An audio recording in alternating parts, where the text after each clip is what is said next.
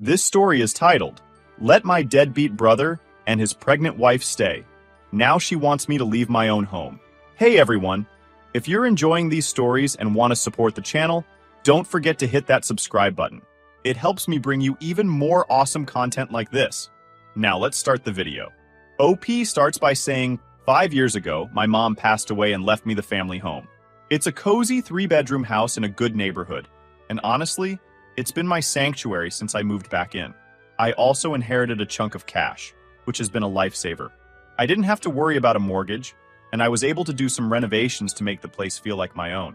It's the house I grew up in, so there's a lot of sentimental value too.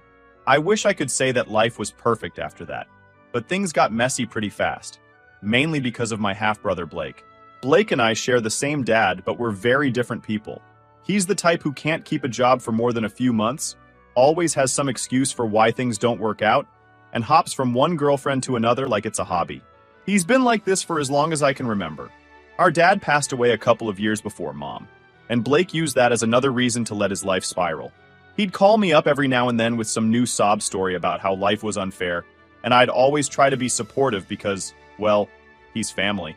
Things took a turn about 1.5 years ago. Blake got evicted from his apartment because he wasn't paying rent. He called me in a panic, saying he had nowhere to go and needed help. At first, I was hesitant. I knew how Blake operated. He'd take advantage of my kindness if I let him. But then he hit me with the guilt trip. You're all I've got left. If Mom were still here, she'd want you to help me. That one stung because he wasn't wrong. Mom always tried to keep us close, even when Blake was being a screw-up. So, I caved. I told him he could stay with me for a little while until he got back on his feet. Big mistake. Blake moved in with just a couple of bags and immediately made himself at home. At first, it wasn't too bad. He was on his best behavior, probably because he didn't want to get kicked out. He even helped out around the house a bit, which shocked me. But as the weeks turned into months, the cracks started to show. Blake's temporary stay turned into a permanent arrangement. He wasn't paying rent, wasn't helping with bills, and wasn't even trying to find a job. Every time I brought it up, he'd have some excuse. I'm looking, but no one's hiring right now. Or, I just need a little more time to get my head straight. Meanwhile, he was spending most of his days watching TV, playing video games, or hanging out with his friends. I should have kicked him out right then and there, but I didn't. I kept telling myself that he'd get it together eventually. Plus, I felt guilty about the idea of throwing my only family out on the street. Then Blake got himself a new girlfriend, Jenna. I didn't think much of it at first because, honestly, Blake always had a new girlfriend. But this one was different. She stuck around longer than the others, and before I knew it, she was practically living at my house too. She was over all the time, eating my food, using my utilities, and acting like she owned the place. It was irritating, but I didn't say anything because I didn't want to start a fight. Things escalated when Jenna got pregnant. Blake called me one night, sounding panicked, and told me the news. I wasn't sure how to react. On one hand, I was happy for him, because maybe this would be the kick he needed to grow up. On the other hand, I was worried because Blake could barely take care of himself, let alone a baby. When Blake told me he and Jenna were getting married, I didn't know what to say. It felt rushed. They'd only been together for a few months, and Blake hadn't exactly been the poster child for stable relationships. But he insisted that it was the right thing to do for the baby. I didn't argue because honestly, it wasn't my business. If he thought marrying Jenna would make things better, who was I to say otherwise? The ceremony was small and quick, just a courthouse thing with a couple of friends as witnesses. I wasn't even invited, which stung a little, but I didn't let it show. Blake and Jenna showed up at the house later that day, grinning like they'd just won the lottery. Blake asked if Jenna could move in permanently now that they were married. He said it would be better for the baby, and they'd need the extra room for all the stuff that comes with having a kid. At first, I hesitated. My house wasn't exactly cramped, but adding another person, especially a pregnant one, was going to change things. Plus, Jenna had already been rubbing me the wrong way. She wasn't outright rude back then, but there was this air about her, like she thought she was better than me. Still, Blake was family, and I didn't want to be the bad guy who refused to help. So I said yes. That was mistake number 2. Jenna officially moved in a few days later, and from day one, things started to shift. She acted like she owned the place. She'd leave her stuff all over the living room, rearrange things in the kitchen, and complain about the way I kept the house. She even made a snarky comment about my furniture, saying it was a bit outdated. At first, I tried to brush it off. I figured she was just settling in and maybe feeling a little out of place. But her attitude only got worse. She started making demands, like asking me to cook dinner for her and Blake, or run errands for her because she was too tired. I was already letting them live in my house rent-free, and now I was expected to be their personal chef and delivery service? The worst part was how she treated me.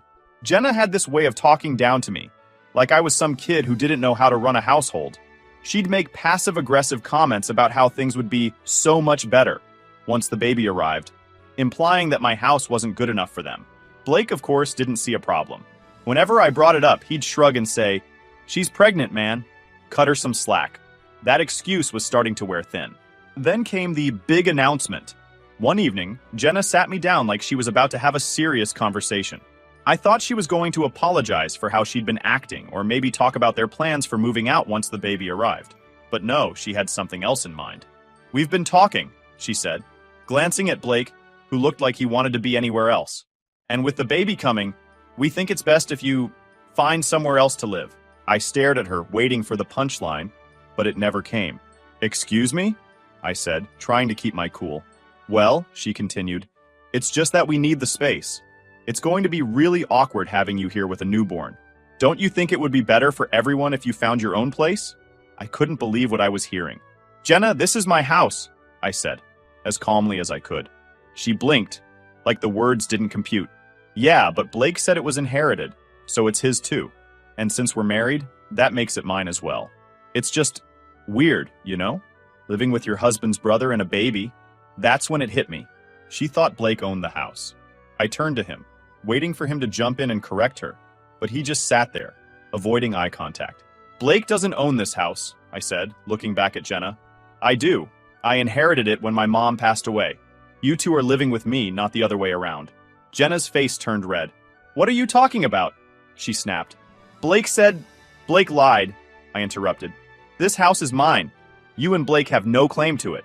She looked at Blake, who finally mumbled, "I didn't lie. I just didn't correct her."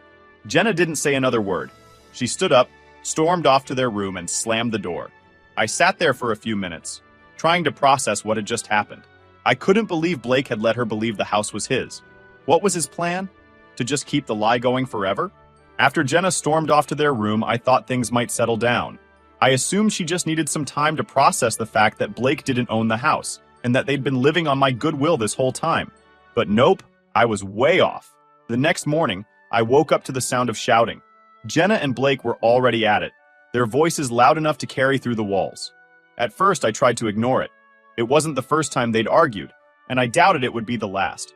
But then I heard my name. "Why would you let me think you owned the house, Blake? Do you know how embarrassing this is? Your brother basically called me a freeloader," Jenna shouted. I couldn't make out Blake's response, but whatever he said only made her angrier. She stormed out of their room, slamming the door behind her, and nearly ran into me in the hallway. "Good morning," I said awkwardly, trying to diffuse the tension. Jenna glared at me. "You didn't have to humiliate me like that. You could have just gone along with it." I was floored. "Humiliate you? Jenna, this is my house. Did you seriously think you had the right to kick me out of my own home?"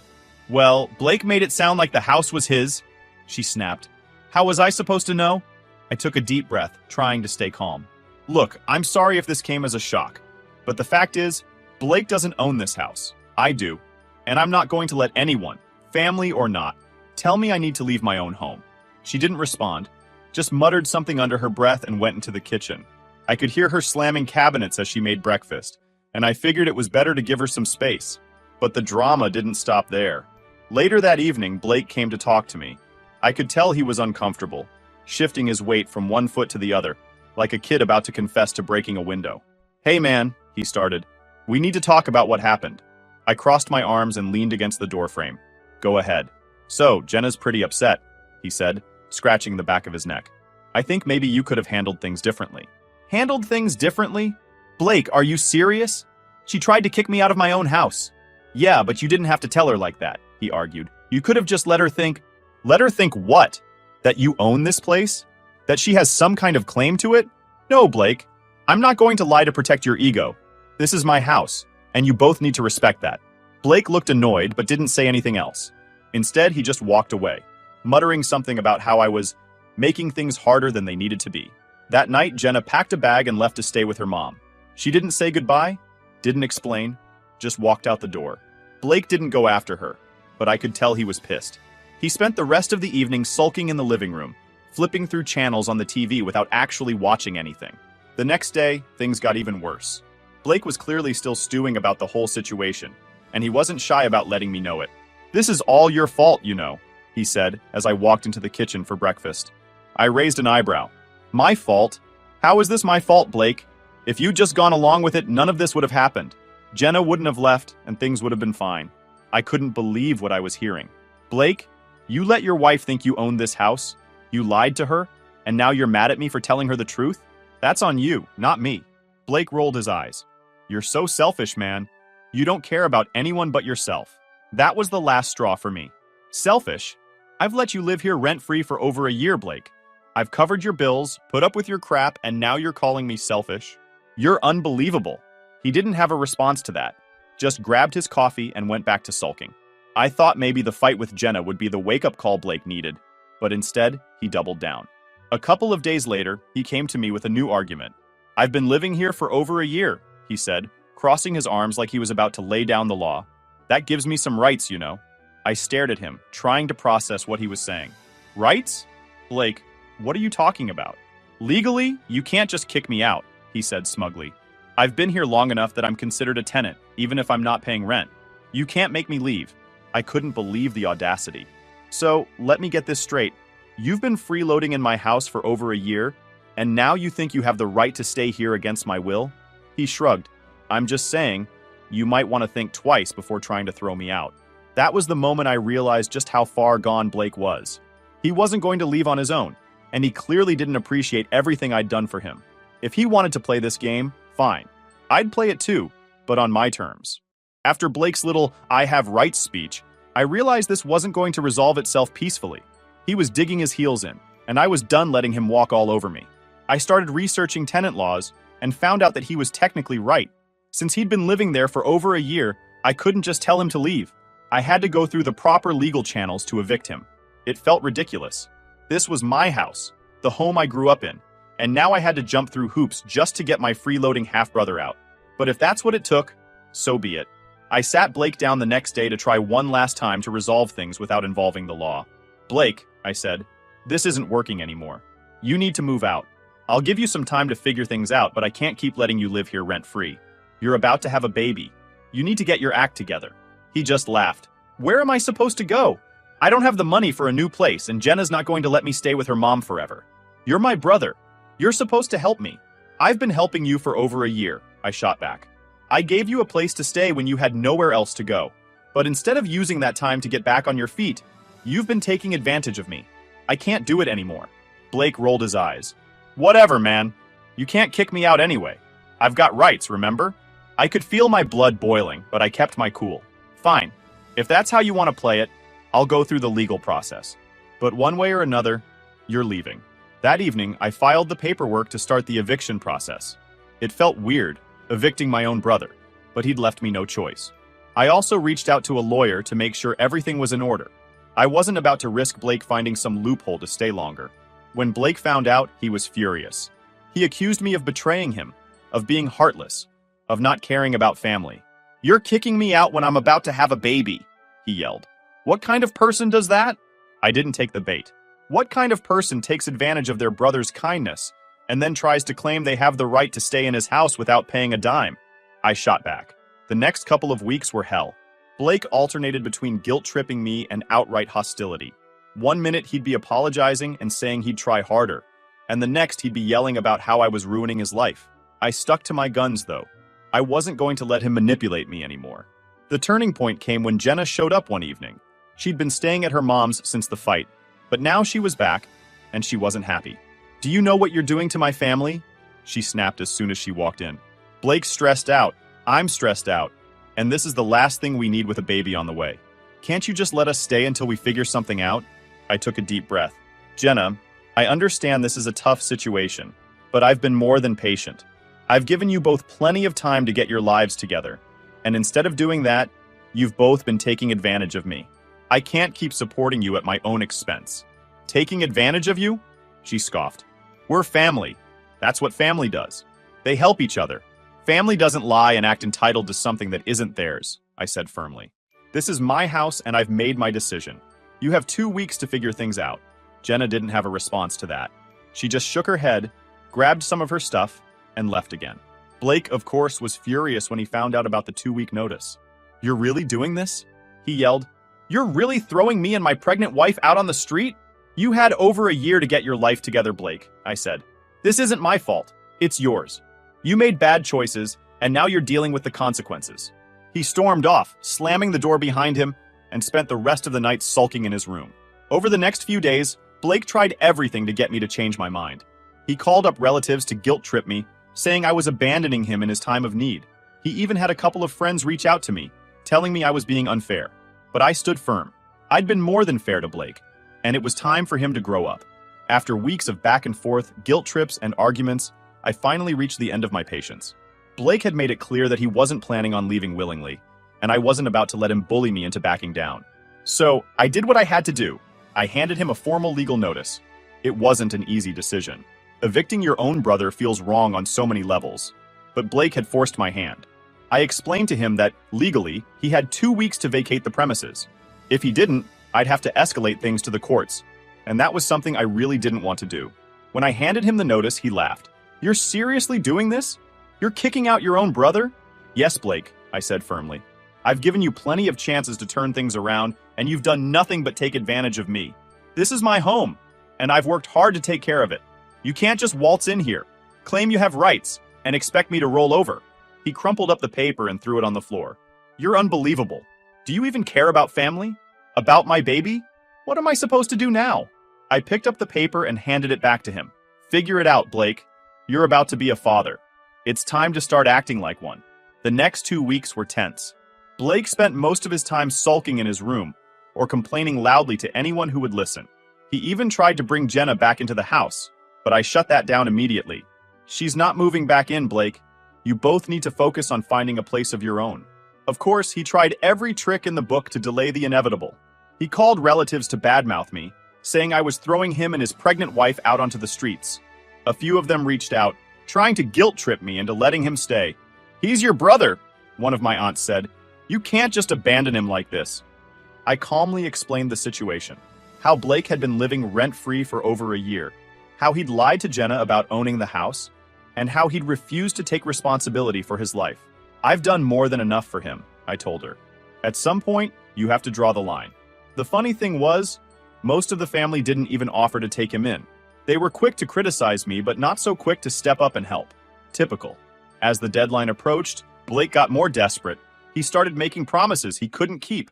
"Just give me a little more time," he begged. "I'll start paying rent. I'll get a job. I'll do whatever you want, man." I shook my head.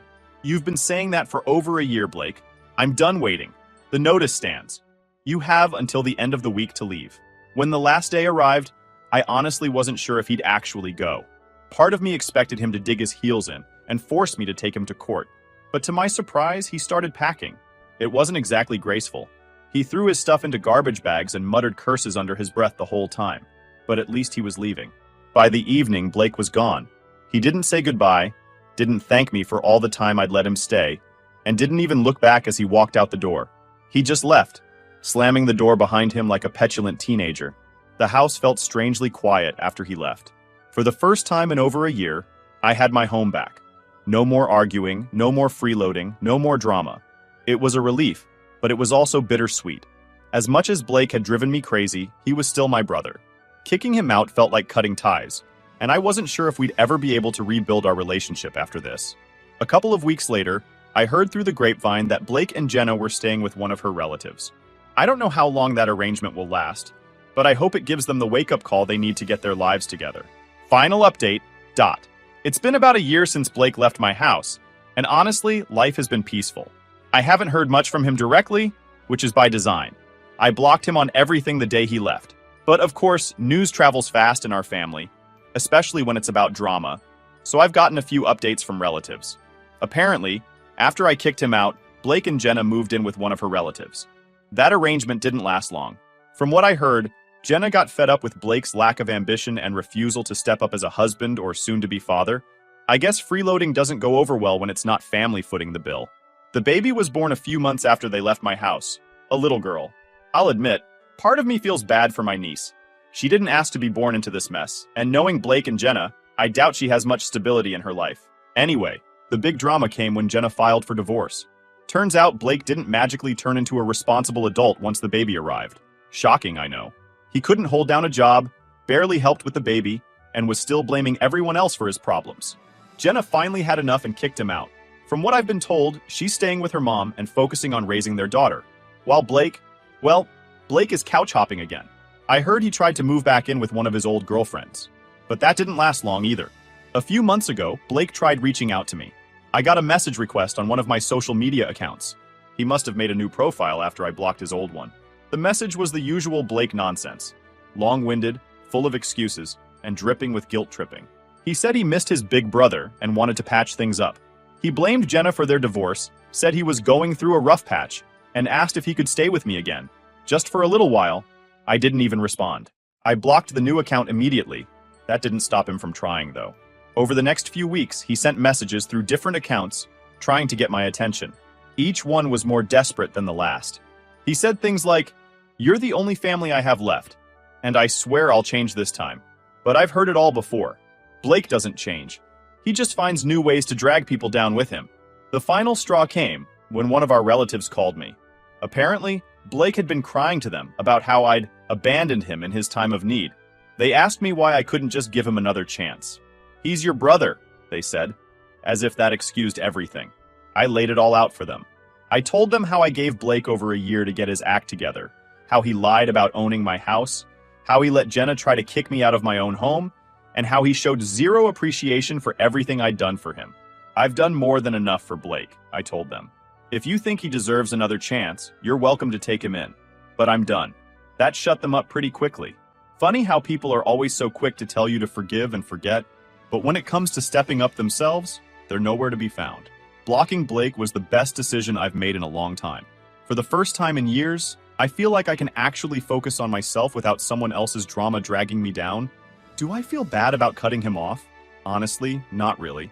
Blake made his choices, and now he's dealing with the consequences. I gave him more chances than he deserved, and all he did was take advantage of me. At some point, you have to stop letting people use you, even if they're family. As for Jenna, I don't have much sympathy for her either.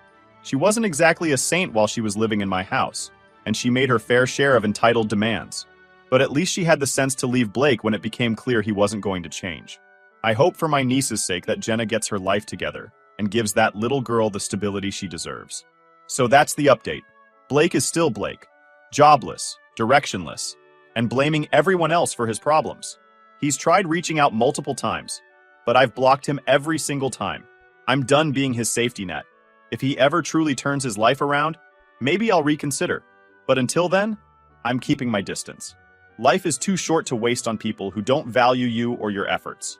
For now, I'm just going to enjoy my quiet, drama-free home and focus on myself. After everything I've been through, I think I've earned it.